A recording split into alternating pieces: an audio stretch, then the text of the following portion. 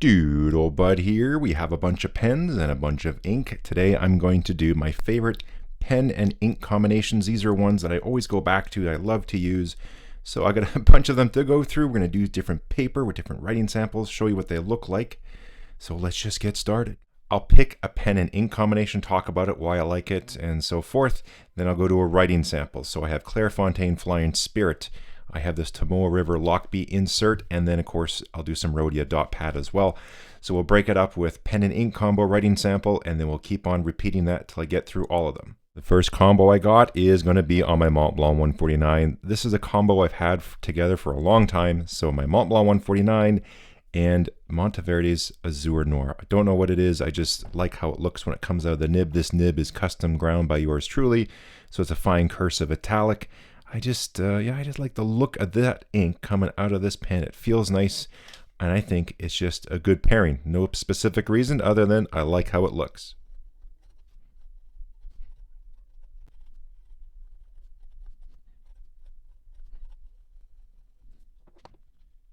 Another long-standing combination has been with my Visconti Homo Sapiens Bronze Age and this Herbin ink over here. This is the Cacao do Brasil.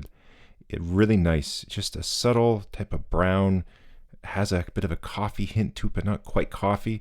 You're going to see this stuff in a minute, but it took me a while to find an ink I really enjoyed with this pen. This has the two-tone palladium nib on there. It's a really, really gorgeous nib.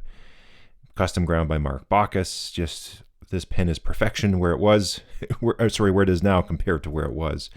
And this is the one. I try other inks in here all the time, and it writes wonderfully with them. This is the one I keep coming back to.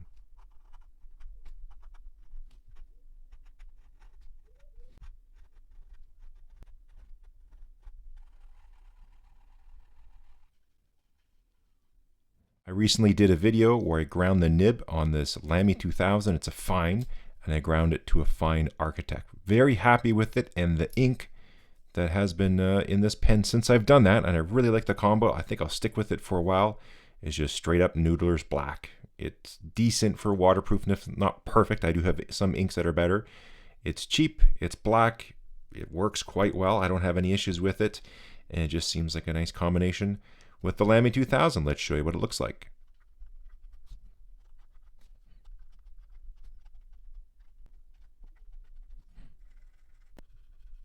When I saw the color on this Jinhao X159, I knew I had to get it. Just a fun, funky looking green. Cheap pen, big nib. It's not my absolute favorite Jinhao, but that's not too shabby. I took this pen with me to Mexico. There's a video I did where I tried to grind the nib with a rock. It sort of didn't turn out great, but I finished the job when I got home. I put this ink into it.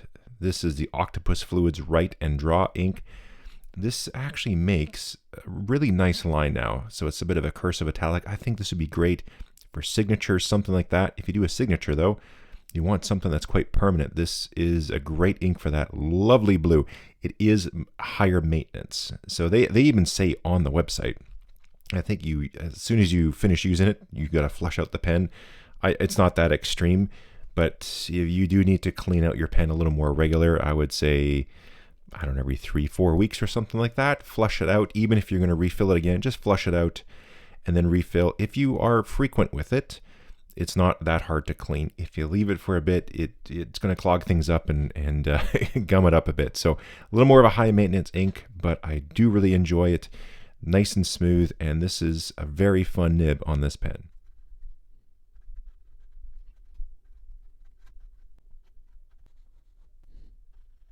This next ink is the Pelikan 4001 Royal Blue. I have this in cartridges and the bottle. I can't remember if this is my first or second bottle, but as soon as this one runs out, I will order it once again.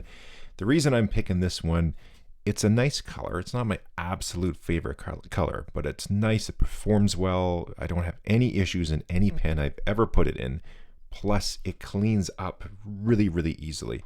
So over here, I have some Pelikans, and they're older vintage ones. This one not super vintage, but these ones here, like this is early 1950s. I can't remember exactly again if this is 70s or something, potentially earlier, but somewhere around there. When I have a vintage pen, so this ink goes in a lot of other pens than these, but when I have a vintage pen, or maybe a pen that's just a little more tedious to clean. I want something that's going to be very easy to clean out. I'm not going to be using sheening inks or anything like that, super saturated. I'm going to go for this one. It's a nice color, very affordable. I can get this on Amazon.ca. I forget how much it is now off the top of my head, but it's a very affordable ink, and I like the look of the bottle and just everything about it. So I'll pick one here, or maybe I'll switch the pens a little bit between writing samples. Actually, I'll just go with this one here. This has the oblique double broad nib. I think this will do the best job of showing off the ink.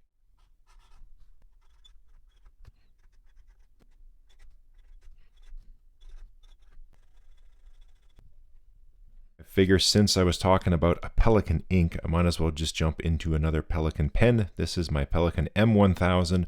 Got it this year. Really, really, really happy with the pen. I didn't go for a matchy-matchy, but I am doing this one. This is the Graf von Faber-Castell Stone Gray. They have absolutely beautiful bottles. I was debating this color. I've seen pictures of it. I picked up a bottle. It looks nice even in just a regular fine nib. Has a little bit of shading to it.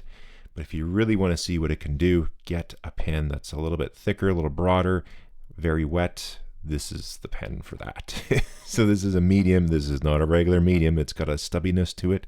I was debating about grinding it, but after I've been using it for a while, I'm going to keep it as is. Very smooth, lovely and bouncy, wet, and just a joy to write with. Speaking of which, let's start writing with it.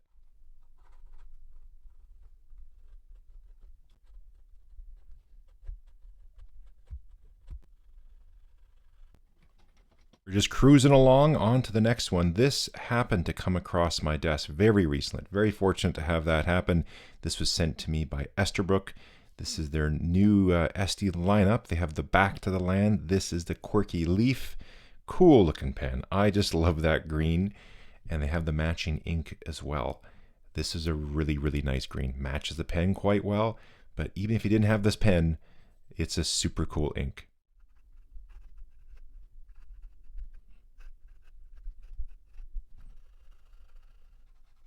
A little bonus extra close-up. It's a nice vibrant bright ink, has some lovely shading even on a fine nib, which is what I have here, and I think it's a great match. We're going with that gold pen that's sitting in the background there. This is my lovely Aurora 88 large, the big version.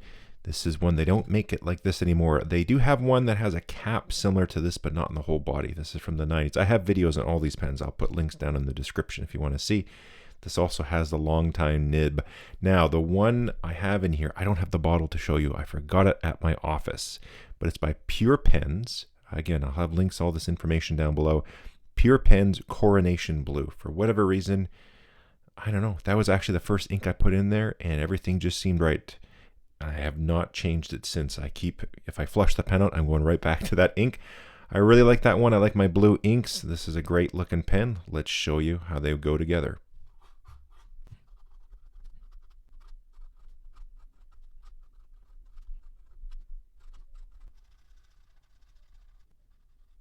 I'll give close-ups of all the inks in just a moment, right at the end. Just do a flyby so you can see a closer look of everything. But this one it's a nice dark blue, little bit of shading to it. Also has a little bit of sheen. I'm not a huge sheen person there, and now you can see it there. But for some reason, I don't know, a dark blue. We get the black section. Yeah, I don't know. Perhaps the name makes me think of it a little bit more. This is a pretty fancy pen. You think of a Coronation. This would be a pen to use for an occasion like that. Anyways, let's get to the very last pen and ink combo. The ink over here, Private Reserve Ultra Black. It's going into a black pen, and it is going into this one. This is the Montegrappa 007. Super cool pen. It's got a gold nib, all sorts of things. Again, reviews on everything. You can get all details of the pen. We got the 007 on the barrel, on the nib, all sorts of stuff. This is modeled after James Bond's Walther PPK. This is like the slide on the pistol. This is very similar to the safety that's on there. We have the knurling that you have on the pistol grip.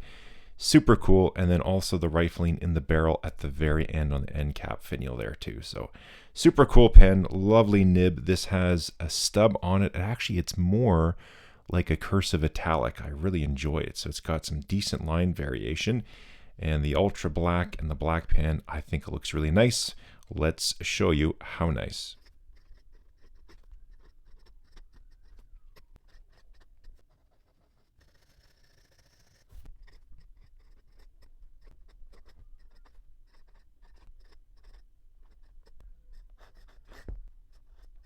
So there you have it. These are my current favorite pen and ink combinations. Of course, I have other pens I use and I put inks in them. Sometimes I go back to them fairly often, but I find these ones in particular, I think I'm sticking with it for at least a bit longer anyways. I don't see myself really changing the Azure Noir on the 149 especially. I do switch it out and I will use other inks in these pens, but as soon as I'm done with those, I come right back to these pairings for one reason or another.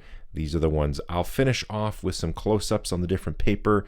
Again, Clairefontaine Flying Spirit. This is the Lockby Tomoa River insert, and then the Rhodia dot pad down below. You could tell us some of your favorite pen and ink combinations, and while you're doing that, the way you can support the channel is hitting thumbs up, the comment, subscribe. You can support even further by doing the membership deal. There's a join button. I'll have details on that too.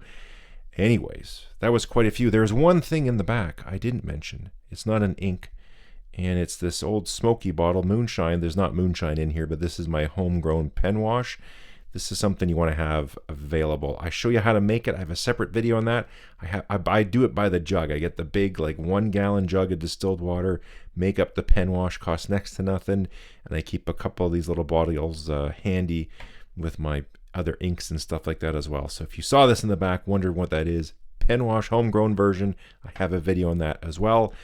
Until then, I got a bunch of other stuff coming up, all sorts of videos and fun things I'm doing, and we will catch you next time.